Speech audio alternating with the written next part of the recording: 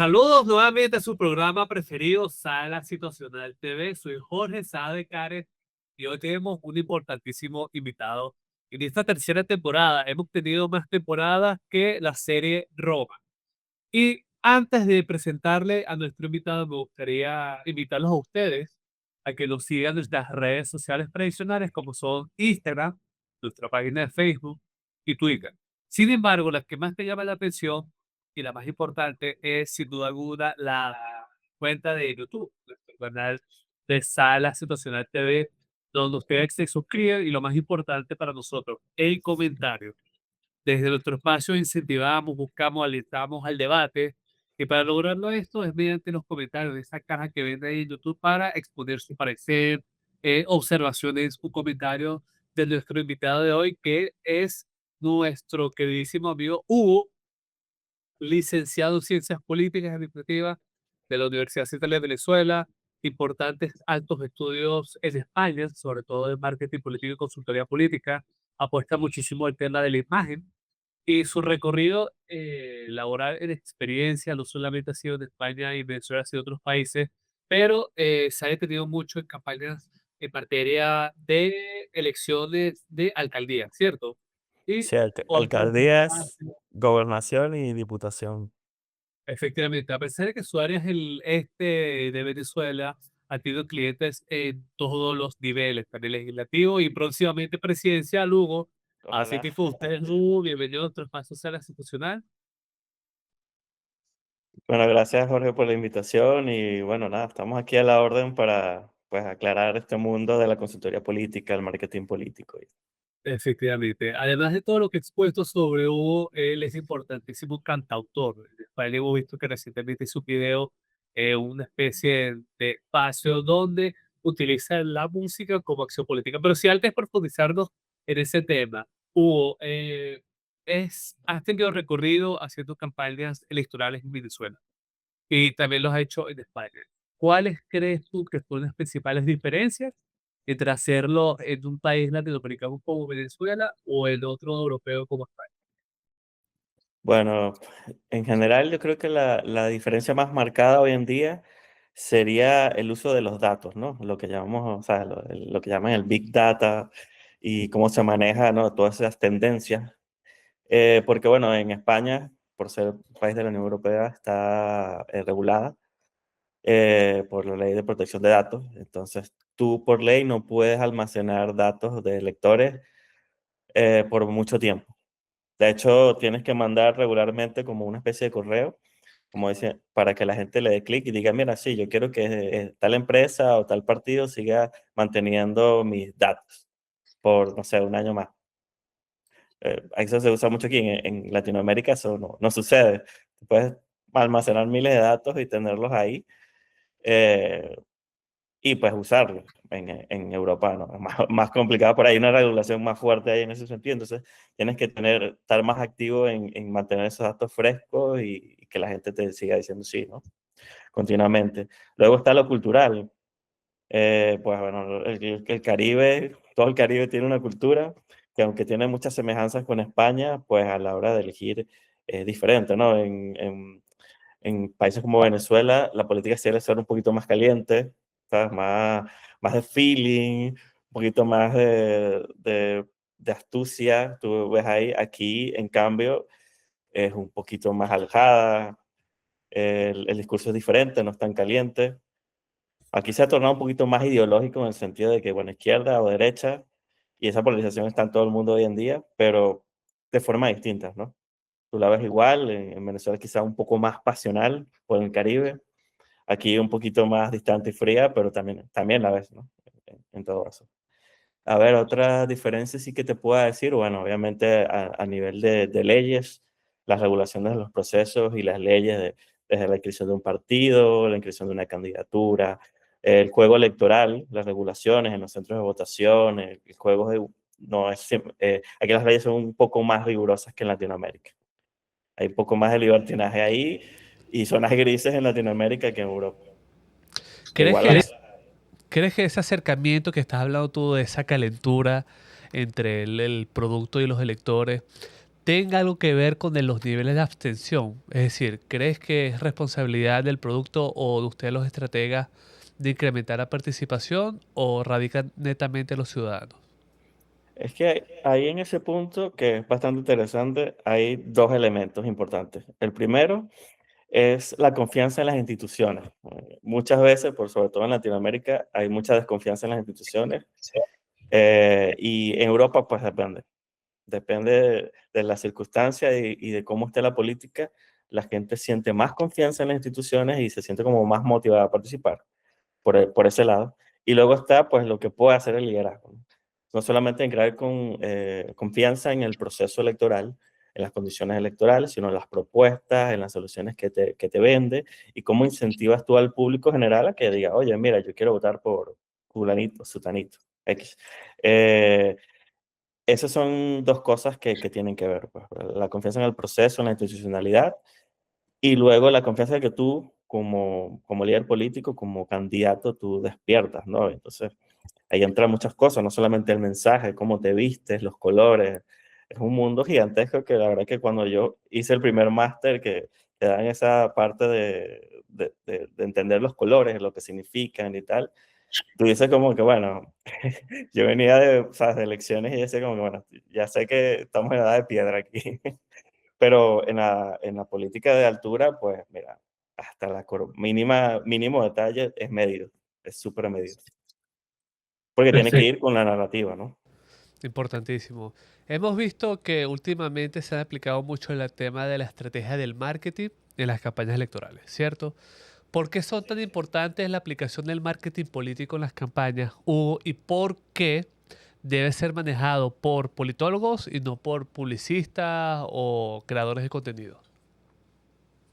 Pasa es que también depende de las áreas, ¿no? Cuando tú lo ves todo como un producto, es difícil que la política, o sea, la marque solamente, mira, es un producto y ya.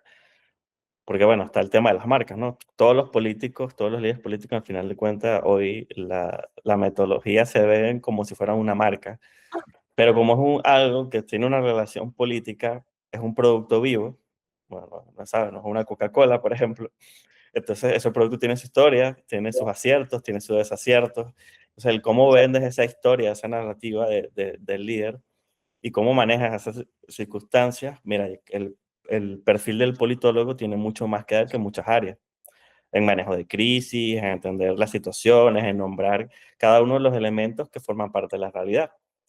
Porque eso es importantísimo. O sea, si tú te enfrentas a una crisis de imagen, porque, no sé, alguien te está atacando porque, o sea, un video de estos con la IA, ¿sabes? Nuevo, que es una amenaza nueva que cualquiera mete un prompt y dice como que, bueno, pon, no sé, a Pedro Pérez, que es alcalde de Pueblo cualquier cosa, Pueblo Paleta, este, bailando, no sé, reggaetón. Entonces, a cierto sector y tal, el entender pues la cultura y cómo manejas esta situación, porque a lo mejor en un primer momento lo puedes ver como negativo, pero alguien que esté al día con las redes sociales, que maneje la cultura, que maneje los términos, pues puede transformarlo en algo positivo, aunque en principio sea un ataque. Por ejemplo, bueno, si vas a hacer un video con IA bailando, qué sé yo, haciendo los pasos prohibidos, como dirían algunos, pero ¿cómo yo le puedo sacar punta a eso? ¿Cómo yo resignifico algo que a mí como líder me venda mejor y me haga parecer más cercano a la gente? Como que, ah, mira, qué chévere, este político también se divierte y también baila como yo, por ponerte un ejemplo. Esas son las cosas donde la estrategia, el significado que le da a cada una de las cosas que te puedan pasar o crisis que puedas vivir o cosas que aparezcan en cualquier campaña o en tu vida general, pues todos al final le puedes sacar provecho, tanto en lo bueno como en lo malo, ¿no? Eso sí, es muy difícil levantar cuando ya de la gente tiene una imagen negativa de ti. Es manejable, pero bueno, es lo que llamamos ahí los asesores como que, bueno, descubrir cuál es tu techo. Perfecto, hablaste de la imagen, Hugo, algo muy importante y muy recurrido en el tema político de campañas electorales, de tener una buena imagen. ¿A qué se refiere a tener buena imagen si es una cara linda y cómo aprovecharlo para un candidato hoy en día en las campañas electorales? Mira, mayormente eso parte de conocer el electorado. y definir cuál es tu electorado. Por ejemplo, si eres una persona joven, bien parecida, y vamos a poner, supuesto, te vas a lanzar una alcaldía en cualquier lugar, pues tú tienes que entender la intención de voto. Y si eres una persona atractiva y tal, y joven, pues quizá un buen electorado sean mujeres jóvenes para ti. Y venderte a esas mujeres jóvenes. Y por ejemplo, ahí te conviene que la gente te vea como alguien muy cercano, muy accesible, no tener pareja, o si la tienes, no decirlo, ¿me entiendes? Porque al final lo que tú buscas es manipular la intención de voto a que vote por ti. Y eso vende también, ¿no? Porque en la mente de esas posibles electoras dirían, oye, mira, este es un buen hombre, que cualquiera aspiraría a estar con un hombre así, y además un líder y tal, y tiene buenos valores. Eso es como venderse. Por ejemplo, en ese caso, ¿no? En ese rango. También depende. Hay casas que, por ejemplo, eso es una diferencia importante ahora que lo pienso entre España y Latinoamérica. La densidad poblacional aquí es diferente, ¿no? Aquí la mayoría de las personas, la mayoría de electores jubilados. Entonces, ya por ahí, tú no, o sea, una estrategia aquí no va a ser eficiente. En cambio, en Latinoamérica sí te puede servir, porque la densidad poblacional, pues, es parte de conocer a ese elector y claro, estar bien, la gente tiende a confiar en alguien bien parecido, siempre. Y eso es una ventaja, que bueno, bien llevada puede dar muy buenos frutos, pero también puede ser, o sea, como puede ser usada en tu contra si no la manejas bien, ¿no? Porque entra ahí un poco, no sé, para los que vimos Juego de Tronos, lo que decía Tyrion, ¿no? Que tu debilidad sea tu armadura, ¿no? Que no la podemos usar contra ti. Entra un poquito de eso, ¿no? Claro, sin duda alguna, Tyrion no creo que haya participado en las elecciones ni en campañas electorales. Estamos con el licenciado Hugo Mata, especialista en materia de imagen y campañas electorales. Hugo, hemos visto como el tema de hoy en día los candidatos tienen perfiles jóvenes, lo dijiste tú en tu exposición en la pregunta anterior, y también outsider. ¿Eso quiere decir que están condenados hoy en día los que no son jóvenes o los de partidos tradicionales? Bueno, aquí, bueno, depende de la densidad poblacional y la cultura política electoral de cada lugar, ¿no? Tú puedes ver en ciertos lugares hay tendencias a perfiles más conservadores, buscan personas que parezcan más maduras, y otras que a lo mejor porque esos perfiles ya han tenido un desgaste natural, porque tienen mucho tiempo, porque pues hay casos de corrupción, X cosas. El escenario, entender el escenario es fundamental, porque en escenarios donde hay crisis, donde el liderazgo tradicional pues está en crisis por, por mala gestión, porque ha habido algún caso de corrupción X, es el ideal para perfiles jóvenes donde se siente un refresco de imagen. De hecho, por ejemplo, a otro elemento que entra aquí es la imagen del partido y cómo influyen los candidatos, ¿no? Si tú vienes a un partido tradicional, es complicado venderte como un recambio, como alguien nuevo, como una nueva promesa, a que vienes como outsider, por ejemplo, y vengas como que, bueno, yo vengo con ideas nuevas, soy outsider, no estoy con el status quo, más bien quiero cambiar como en el caso de Venezuela, un Chávez, ¿no? Chávez fue un outsider completamente. Había un montón de crisis en las instituciones tradicionales, en los partidos tradicionales, y la gente lo vio como que, bueno, este es el vengador que necesitamos que nos dé un cambio, ¿no? Y eso es un tipo de escenario.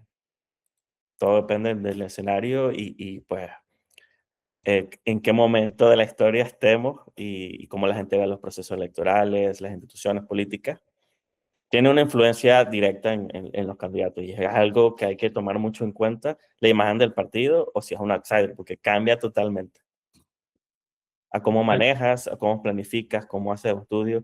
Algo importante, Jorge, para cualquier candidato político y mucha gente lo subestima.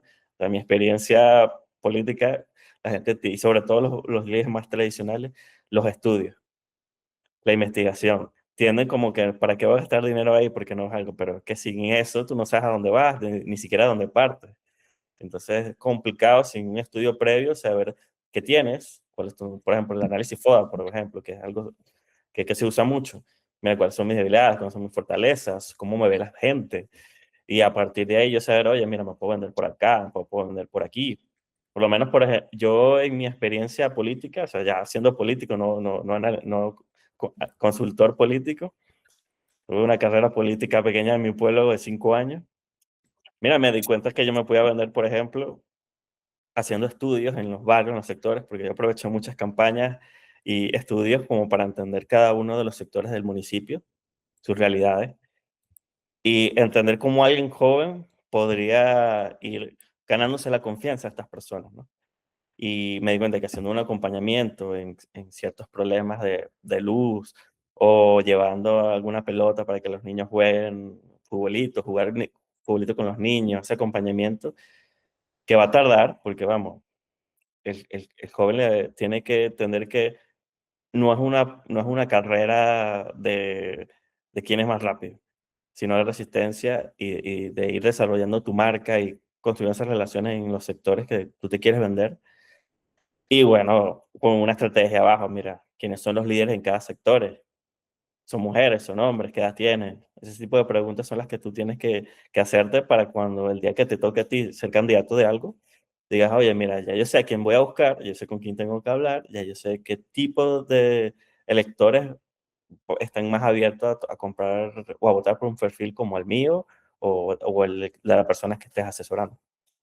Perfecto. La buena mezcla del licenciado Hugo Mata es que ha sido candidato, bien, es decir, que tiene un perfil político y de la misma manera así es hoy en día consultor político, es decir, fuiste producto y fuiste estratega. Bien, y hablas, ajá, Fue gracias a mi papá. Mi papá es un líder histórico en mi pueblo. alcalde de Anaco, ¿no?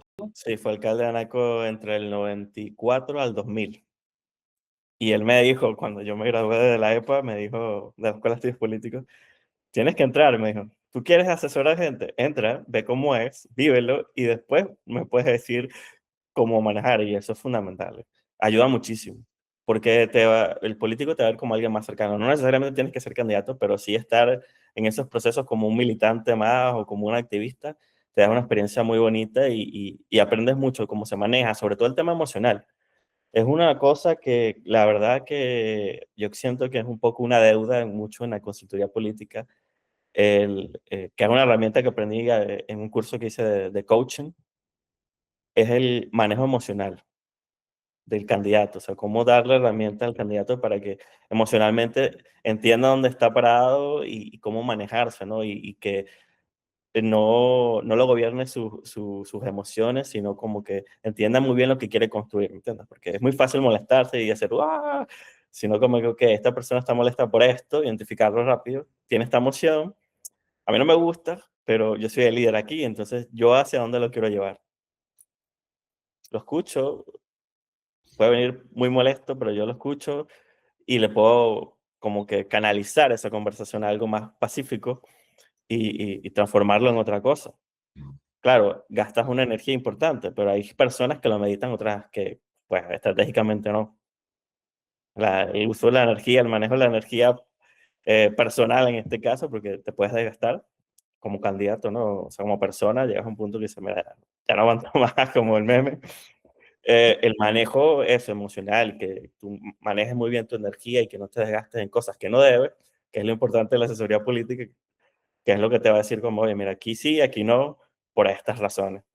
Y es fundamental, es súper fundamental y es algo que no se ha desarrollado del todo, pero es muy importante. El manejo emocional de las campañas políticas, mira, puedes ser muy buen candidato, pero en un momento donde te gane la rabia, puedes acabar todo. Y lo hemos visto en la historia de las campañas electorales cuando el sentimiento gobierna a este candidato y termina de derrumbar todo el buen trabajo que ha hecho durante la campaña. Hijo de un político, asesor político, tenemos con nosotros al licenciado Hugo Mata, que fue político y hoy en día estratega político. Hemos visto que muchísimas personas desestiman el esfuerzo o dicen que es muy fácil una campaña electoral a nivel municipal, que tú tienes experiencia en eso. Si es así, entonces, ¿cuáles son los desafíos de una campaña a nivel municipal? Mira, los desafíos, el problema de las municipales, que yo te diría, tiene su nivel de complejidad que las regionales y las nacionales no. Como son las elecciones más, digamos, más pequeñas, por así decirlo, es donde la gente más te conoce. Porque la mayoría que te va a votar, la mayoría que está en ese equipo son familia tuya, son primos tuyos, son gente que te conoce en la infancia. Entonces, decepcionar o meter la pata en alguna cosa allí tiene consecuencias más inmediatas y más rápidas que en otro lado.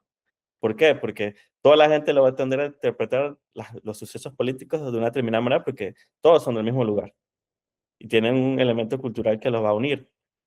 Luego, lo otro que puede haber diferencias, pues el estatus social o económico, que bueno, ahí puede haber algunos matices, pero culturalmente, vamos, va a ser muy similar la respuesta.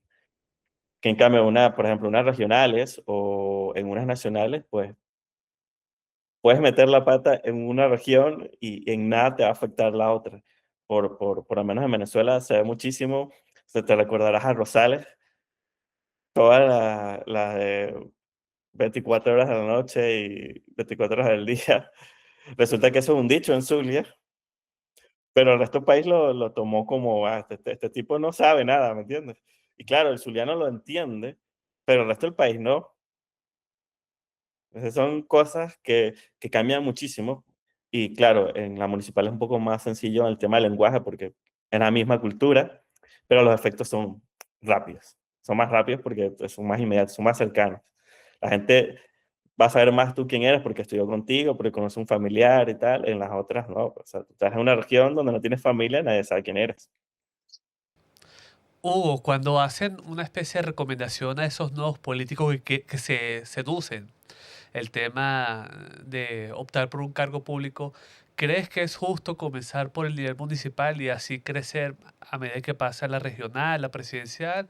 ¿O crees que, o crees que no es necesario como ese primer paso? Esa es una pregunta. Y la segunda pregunta, Hugo, ¿crees que si algún perfil político que fue electo como gobernador o un cargo más importante como senador o hasta presidencia, el volver al nivel municipal es un desagrado o un retroceso, sí o no? Bueno, con la primera, te diría que lo ideal es que pase, que queme etapas, me diría mi papá. Porque creces muchísimo, uno cree que no, pero entender todos esos escalones y llegar a lo más alto, pasando por todo eso, te va a ayudar una comprensión mayor de la realidad y de la gente que está, pues que tú gobiernas en este caso, ¿no? Y tus relaciones institucionales con todo eso. Sí que en cambio, que si llegas por una coyuntura y no pasaste por todo eso, va a ser muy difícil que entiendas qué está pasando abajo. Y eso es algo que aporta muchísimo. Ojo, puedes aprovechar una coyuntura y llegar arriba de una vez, pero vas a perder muchas cosas que pasan en el medio que pueden llevar a que tengas una mala gestión, porque si no lo entiendes, cómo funciona todo el organigrama, toda la estructura del Estado, pues puede haber muchos problemas en procesos, en relaciones institucionales.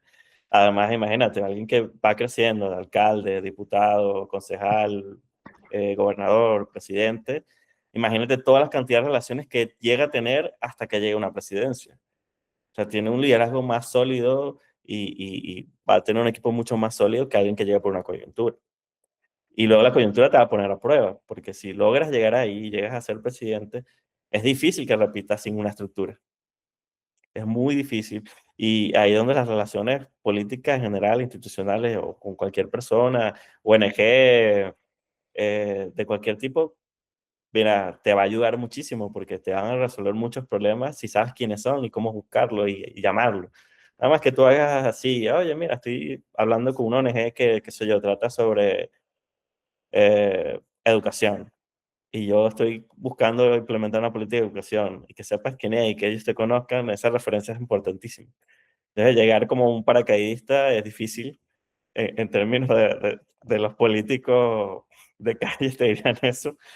Pero claro, todo depende de tu preparación, el equipo, las relaciones que tengas. No necesariamente tienes que ser alcalde, puedes ser asesor, puedes trabajar en algunas ONG o instituciones, porque lo importante es la sumatoria de relaciones que tú puedas concentrar y tener a la hora de resolver problemas de cualquier índole, porque te va a ayudar muchísimo y vas a tener un liderazgo más sólido. No es que sea imposible, pero la tienes más difícil. Y bueno, en realidad Perfecto. te prueba fuertemente. Y luego con la segunda, Porque lo hemos visto en la historia, Hugo. Hemos visto que personalidades fueron alcaldes, fueron gobernadores, fueron aspirantes a nivel presidencial, pero vuelven a ser alcaldes. Me explico. Es decir, que es algo que en la historia normalmente se menciona y ha pasado mucho. Sí, mira, la cuestión allí es que entra mucho la parte personal, ¿no? El apego que puedas tener tú a tu localidad. Entonces, por el lado emocional, yo creo que no es tan criticable porque, ¿sabes? A lo mejor tú eres de un país y quieres lo mejor para tu país, pero te identificas mucho con tu tierra, con la gente que tú conoces. Y me imagino que regresar a un cargo de alcalde, por ejemplo, es como que, bueno, ya aprendí, ya tengo un aprendizaje que antes no tenía, ahora tengo mucho más para dar, ¿no? Entonces va por el lado emocional y yo lo vería más un poco así. Ahora luego, desde el punto de vista político, de influencia política, de poder, pues obviamente sí sería un poco retroceso, pero para alguien que ya va a salir de la política, no está nada mal, ¿no? Porque es una manera de, por ejemplo, agarrar toda esa experiencia que hayas tenido y pues regalársela de donde vienes, a brindar mejores condiciones de vida y bien manejado, como una historia de retiro, ¿sabes? Yo creo que sería un final político bonito, ¿no? Que es difícil, porque la política es bastante ingrata en muchos aspectos. Creo que en la mayoría de los casos ha sido ingrata. Eh, Uno ha escuchado muchísimo el término de coaching. De hecho, hoy en día está mucho de moda escuchar coaching tal. De hecho, muchísimos los politólogos nos dedicamos al coaching político, pero te especializas en coaching ontológico. ¿De qué se trata? Mira, el coaching ontológico es básicamente una reinterpretación de lo que hacía Sócrates. Para los que hayan leído los diálogos de Platón, es básicamente llevar una conversación con el coachee y ayudarlo a descubrir y a nombrar las cosas que le están pasando, ¿no? Por eso es ontológico. Entra la parte filosófica de, bueno, ¿quién soy yo? ¿Qué es lo que me está pasando? ¿Cómo categorizo cada una de las cosas? ¿Cómo yo, el nombre que le pongo a cada cosa y a las emociones, por ejemplo? ¿Cómo yo identifico la emoción que siento yo que puede estar sintiendo el otro? Es eso, es un coaching más de definir las cosas y pues plantear que pues, tu cliente busque o encuentre una solución dentro de sí mismo, ¿no? Que tome liderazgo de sí mismo y que eso lo pueda, con trabajo, pues exponerlo hacia afuera, ¿no? Llevarlo hacia afuera. Perfecto, interesante. No es estoicismo, está relacionado más en el estoicismo, sino más en los sofistas. ¿Es eso? Más socrático, porque el término es más una conversación, o sea, como hacía Sócrates en los diálogos, que, por ejemplo, alguien te dice, vamos a ponerte un ejemplo, vamos a inventarme algo así. Déjame ver, o si no, déjame usar algo que yo haya vivido. Bueno, vamos a ponerte un ejemplo que más o menos una alteración de lo que yo recuerdo que pasó.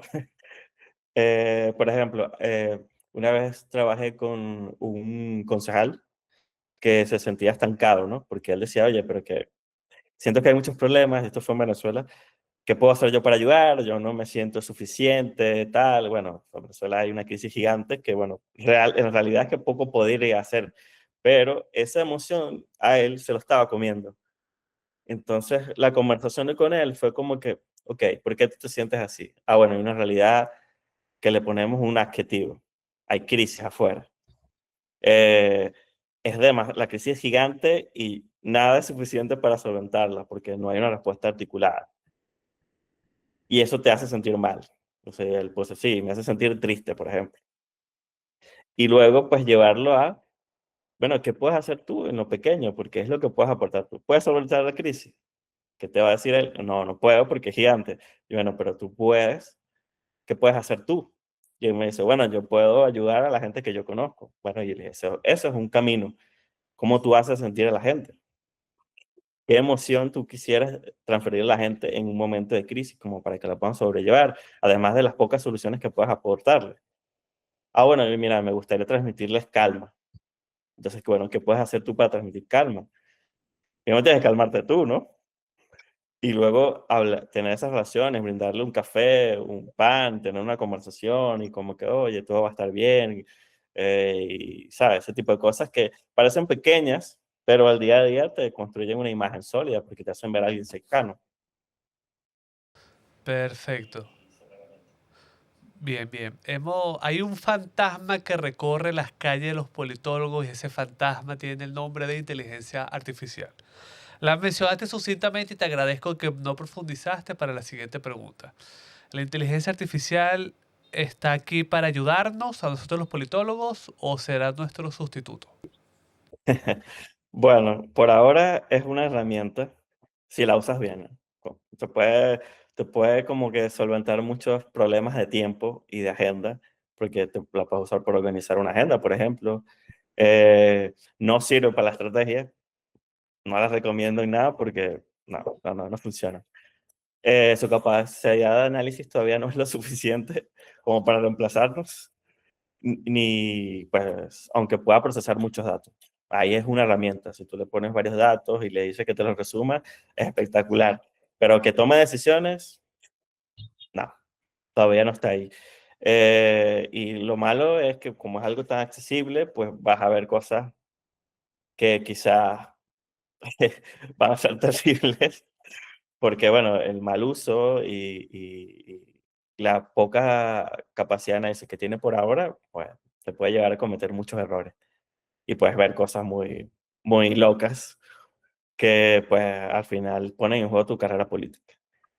Y aunque sí es una herramienta para diseñar imagen, como para plantear futuros escenarios, si le das los datos correctos y le haces las preguntas correctas, es una herramienta espectacular. Pero para tomar decisiones, para que haga un análisis a partir de lo que ella te pueda dar, se queda muy corta, la verdad, se queda muy corta y es muy mediocre todavía en ese aspecto, ¿no? Y además que no tiene esa capacidad creativa que necesita la política, el liderazgo y que, bueno, los elementos personales que pueda aportar cada candidato, ¿no? La personalidad de cada candidato tiene que estar en cada campaña para que funcione, para que se vea genuina, si quiere ser genuino. Perfecto. Hay una historia jocosa que me contó Hugo en este marco de llevar a cabo esta entrevista, y era que lo señalaban a él de que vivía en el futuro, desde España, en el marco de hacer una campaña electoral. Cuéntanos un poco del por qué te decían de que eres un futurista sobre campañas electorales en España, habiendo trabajado en Venezuela. Sí, mira, estaba haciendo un máster acá en la Francisco de Victoria de Acción Política e Instituciones Democráticas y este era uno de crisis institucionales y cosas así. Y en una clase, pues hablando de crisis y de las narrativas y de cómo está el mundo hoy en día, cómo se maneja la política, ¿no? Él estaba hablando de la deshumanización en política. Y pues cómo estas fracturas de izquierda a derecha, lo que se llama la polarización en política, ¿no? El juego de la polarización, y cómo puede ser muy rentable, pero genera unas consecuencias complicadas en la sociedad donde se aplica desmedidamente. Este profesor me dice, bueno, tú no lo sabes, pero tú vienes del futuro, porque yo intervine ahí en una pregunta. Y me dijo, es más, tú podrías dar esta clase mejor que yo, porque tú lo viviste, yo no lo he vivido. Yo lo he estudiado, pero tú estás estudiando y lo viviste. Tienes un plus que yo no tengo. Entonces él me dejó como un espacio como para explicar pues, los fenómenos que decían pues las teorías en este caso, ¿no? De cómo las narrativas, la construcción de narrativas en las campañas electorales, establecer una campaña de quién es bueno y quién es malo. Por ejemplo, el poderoso es malo o el que tiene dinero es malo y el otro es el bueno, solamente por no tener dinero. Y la realidad es que es más profunda que eso. Tú puedes tener mucho dinero y ser muy buena persona y ser muy pobre y ser mala persona y viceversa. Tener dinero y ser muy malo y ser pobre y ser la mejor persona del mundo. Eh, es cuestión de conocer la realidad al final de cuentas. Entonces, el tema con esta manipulación mediática que hay hoy en día en todo el mundo con el tema izquierda y derecha y cómo la polarización afecta a la sociedad, pues es que el fenómeno es que deshumaniza al otro. Entonces, el otro ya no es mi rival, ya no es, por ejemplo, un venezolano, un español más o un dominicano más, es más bien un apátrida, un malvado, un imperialista que no aprecia lo nacional y deben ser eliminados casi.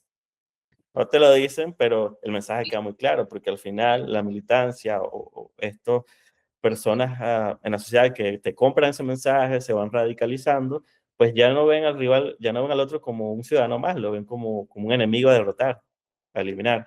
Y eso tiene unos efectos en política terribles, porque al final es antipolítica. Al final la política, ¿qué es? Una relación que evita que nos matemos. De ahí nace la política, ¿no? Y pues la política, nos gusta o no, es tratar con lo que no nos gusta también. No solamente con lo que no nos gusta, con los adversarios. Cómo tú tratas a los adversarios es importantísimo y te define a ti como persona, como líder político. Es muy fácil y muy sencillo polarizar y hablar de amigo y enemigo, pero las consecuencias son complicadas. Bueno, Venezuela es una muestra de eso, ¿no? Y bueno, no solamente Venezuela, Cuba, la Alemania soviética, Rusia o la misma China, estos países donde el Estado pues es más controlado por un partido y no es una democracia liberal como la entendemos nosotros, que también tiene sus fallas. Entonces, este proceso de deshumanización es un problema para las democracias modernas y liberales, para Occidente, pues en palabras de este profesor. Y es un reto en cómo tú diseñas estrategias o cómo tú manejas la política para que esto no suceda. No se vaya a las manos de la polarización, aunque sea una herramienta, no es bueno abusar de ella porque, bueno, tiene consecuencias negativas a largo plazo. Excelente, excelente. Si antes estábamos hablando de esa perfecta combinación que tiene el licenciado Hugo Mata sobre ser político y estratega político, otra faceta de nuestro entrevistado es que es músico. Bien, y también especialista en acción política. ¿Crees tú que la música, el hacer música, sigue siendo una acción política hoy en día? Sí, porque la música es un mensaje muy poderoso y, bueno, tienes los jingles políticos, por ejemplo. De hecho, cuando yo estaba en la universidad, en la primer máster de consultoría política, me pidieron escribir un artículo, que lo tengo por ahí, a lo mejor te lo paso luego, sobre los jingles políticos, ¿no? Y en eso yo hice un resumen de cómo se han utilizado los jingles políticos en la historia. El primero fue en Estados Unidos, este, como en el 50, en los 50, si mal no recuerdo. No recuerdo ahorita el candidato, se me va. Pero pues el primer jingle data de esa época y es un jingle para vender el nombre del candidato. Y es una manera no solamente de que te conozca el público, si no te conoce, o sea, la verdad que es una herramienta muy útil y si la gente se queda la melodía, pues más, porque vas a sonar por ahí. Pero luego también es una herramienta de comunicación política importante para difundir un mensaje. Si mi mensaje es, ponte, yo soy un político que venía de un partido de izquierda y mi mensaje es, mira, el, qué sé yo, la derecha está mal o el capitalismo está mal y hablo de esa pobreza y defino mi mensaje allí, es una forma de de difundir tu mensaje y que la gente compre tu mensaje, ¿no? Luego también entra la parte de publicidad, ahí, ¿no? Como una herramienta de publicidad inmediata y una manera de acercarte más amigable a la gente.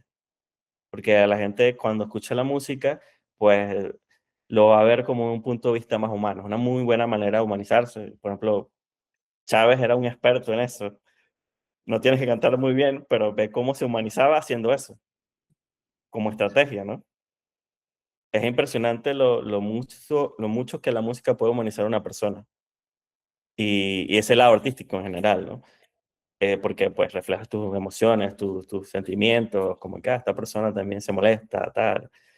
Por ejemplo, una cosa, hay una práctica que en Venezuela pasa y es de la data de la escuela vieja y es venderte al candidato como, ¿sabes? Omnipresente. Todo es bajo lo que dice el candidato. Y ese mito, en parte, que en Venezuela está, ¿no? Del superhombre, por llamarlo de una manera, también genera mucho daño. ¿Por qué? Porque no es real. Vender una imagen así no es real y en lo que la gente se dé cuenta, pues no va a ser bonito. De hecho, hubo una alcaldía donde vi que pues vendían así, con alcalde como el superhombre, como que estaban todos, como que él sabía todo y no era real. Cuando la gente iba a emplazarlo, a hablar con él, se daba cuenta, oye, pero es que me estás comunicando esto, pero el tipo no sabe, porque no hay forma. O sea, cuando tú estás en un gobierno hay tantos problemas y pueden llegar a haber tantas crisis que es imposible que tú manejes todo. Y es donde es importante que tener un equipo de confianza que sepa manejarlo. Y una buena comunicación es sumamente importante. Perfecto, y ya para terminar, hemos visto como a lo largo de la historia siempre han hecho un símil en torno a la música como un aparato, una herramienta de propaganda de los progresistas y los socialistas. ¿Crees que eso se mantiene hoy en día? Y la otra pregunta, ¿puede ocurrir lo mismo para los gobiernos, para decirlo así, o tendencias derechistas, liberales, libertarias o antiprogresistas? Sí, sí, totalmente. No solamente por difundir un mensaje que lo ves, sino también hoy en día, que antes no se veía tanto, se ve mucho la influencia de la política en la música. ¿Sabes? Como por el tema de lo que llaman hoy en las redes sociales, de, pues, como llaman los jóvenes hoy en día, funar a la gente, porque, por ejemplo, no apoyó, qué sé yo, el Libera a Palestina, por ponerte un ejemplo. Entonces, hay una presión comunicacional en las redes sociales hoy en día tanto para apoyar o no apoyar o rechazar algo, ya sea una elección, ya sea una acción, ya sea la intervención o no intervención de algo. Por ejemplo, lo vivimos, que es un elemento comunicacional y también hubo cosas musicales ahí con Venezuela, ¿no?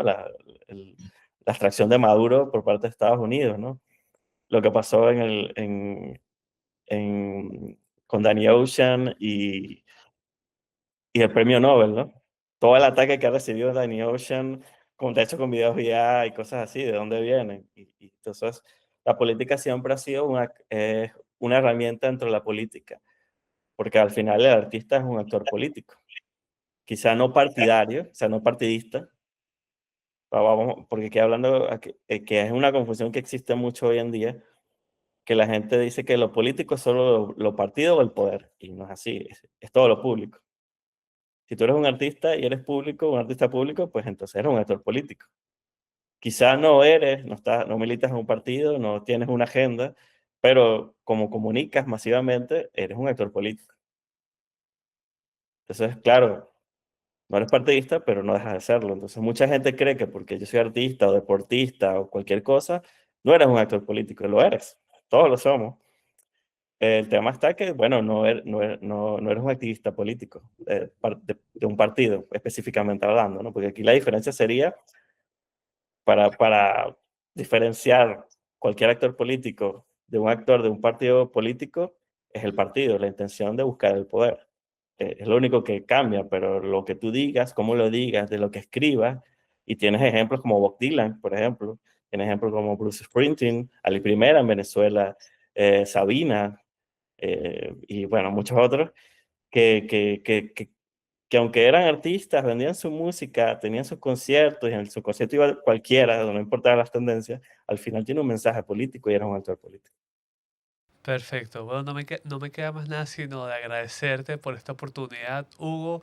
Y antes de despedirte, me gustaría que les dijera a nuestros seguidores de Sala Situacional TV dónde encontrarte en las redes sociales, cuáles son tus redes sociales, lo más importante. El licenciado Hugo tiene un canal de YouTube donde expone su música. ¿Cuál sería? Sí, bueno, en mi música me pueden conseguir como Hugo Matt, Hugo Matt, y está en todos lados, Spotify, YouTube, Instagram, TikTok, en todas esas áreas. Ya en la parte más política, pues tengo mi nombre que es Hugo J. Mata G. Ahí me puedes conseguir en X o en Instagram. Y nada, ahí pues más hablo de política, de análisis político, cosas así, aunque bueno, en la música ahorita me ha tocado un poco hablar más de política por ser venezolano y estar en España. Pero bueno, está bien porque al final mi proyecto musical es una mezcla de ambos, ¿no? Son mis reflexiones, mis vivencias y descripciones de Venezuela, ¿no? Por ejemplo, el tema que saqué hace una semana o dos, sí, 2 semanas ya, se llama Indiferencia. Y es mi reflexión sobre cómo la sociedad se va volviendo más indiferencia, porque al final, cuando tú vives en una sociedad llena con tantas crisis, con tantos problemas, tú para protegerte como persona te vuelves indiferente, porque, ¿sabes? No puedes vivir todo el tiempo, oh, estoy triste por eso, porque si no, no vives. Entonces, mucha gente lo que hace en Venezuela para sobrellevar la vida y todos los problemas que hay, es ser indiferente para que no te afecte, pero eso es un problema, ¿no? no solamente social, porque al final las sociedades entre más interrelacionadas estén, entre más relaciones hay, pues más productiva puede ser en lo económico, en lo social, en lo político, en lo artístico. Entonces, estas sociedades donde pues hay hay proceso de aislamiento se vuelven muy improductivas, como el caso de Venezuela o Cuba o la manera socialista, ¿no? Y eso es un problema que pasa mucho en dictaduras, de izquierdas y de derechas. Ahí no hay diferencia. Y es desafortunadamente. Y a ustedes, los seguidores de Sala Situacional TV, te extendemos, Hugo, nuestro agradecimiento por brindarnos esta importante entrevista. Y a ustedes también les invito a que nos sigan en nuestras redes sociales. Así que me despido, hasta entonces.